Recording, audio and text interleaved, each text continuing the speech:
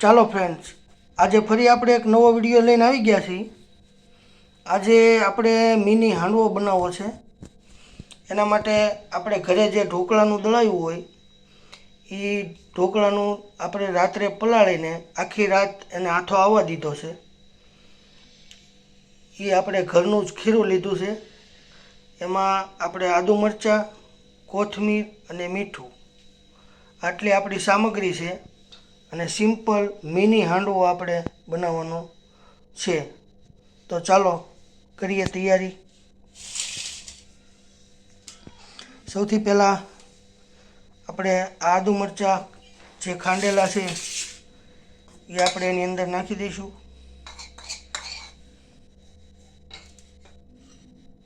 હવે કોથમીર નાખશું અને સ્વાદ પ્રમાણે મીઠું નાખશું. આ બધી વસ્તુને બરાબર આપણે મિક્સ કરી લઈશું.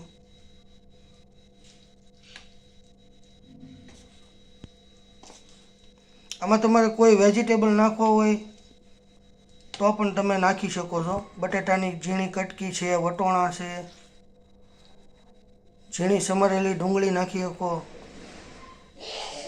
અમને સિમ્પલ ભાવે છે એટલે અમે સિમ્પલ બનાવીએ છીએ, કોઈ જાતના વેજીટેબલ વગર. ચાલો ફ્રેન્ડ્સ, આપણે હવે આપણો મિની હાંડવો બનાવવાની પૂરી તૈયારી કરી લીધી છે. એના માટે એક આવું આપણે લોખંડનું લોયું લીધું છે. તમારી પાસે નોનસ્ટિક હોય તો પણ ચાલે. હવે આપણે એમાં સૌથી પહેલાં તેલ લઈશું ને એમાં આપણે રાઈ જીરું બંને નાખશું.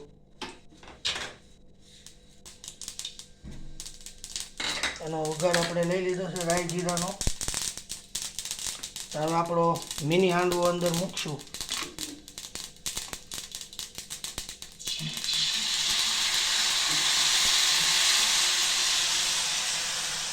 આવી રીતે સરસ પાથરી લેવાનો છે અને એને ઢાંકી દઈશું.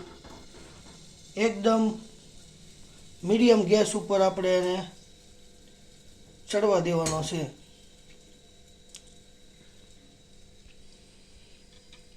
ચાલો હવે થોડી વાર આપણે એક સાઈડથી આપણો હાંડવો ચડવા માંડ્યો છે. હવે એને આપણે ફેરવી લઈશું બીજી સાઈડ.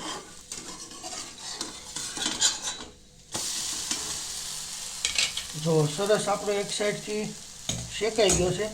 પાછું એને ઢાંકી દઈશું અને એને વ્યવસ્થિત બંને સાઈડથી વરાળ લાગે ને એવી રીતે ચડવા દેવાનો છે. ચાલો આપણે ચેક કરી લઈએ. હવે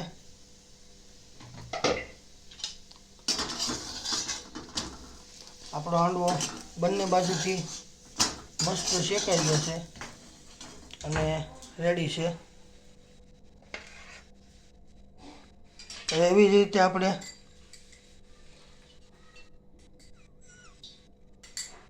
એક પછી એક આવી જ રીતે આપણે હાંડવો ઉતારતો જવાનો છે.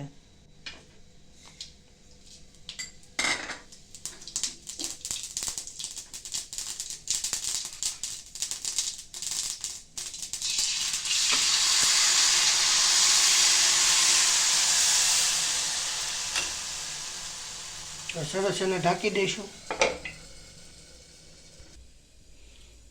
ચાલો આપણે હાંડવો આપણો તૈયાર છે. એને પણ આપણે કાઢી લઈશું.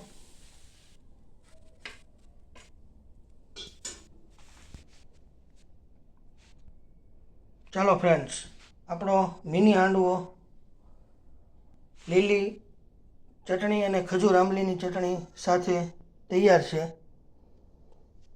જો તમને આ રેસીપી ગમી હોય તો જરૂરથી ઘરે ટ્રાય કરજો, બનાવજો. કેવો લાગ્યો અમને કોમેન્ટ કરજો. અને ખરેખર જો આ રેસીપી તમને ગમી હોય તો અમારા વિડીયોને લાઈક, ફોલો અને અમારી ચેનલને સબસ્ક્રાઈબ કરજો.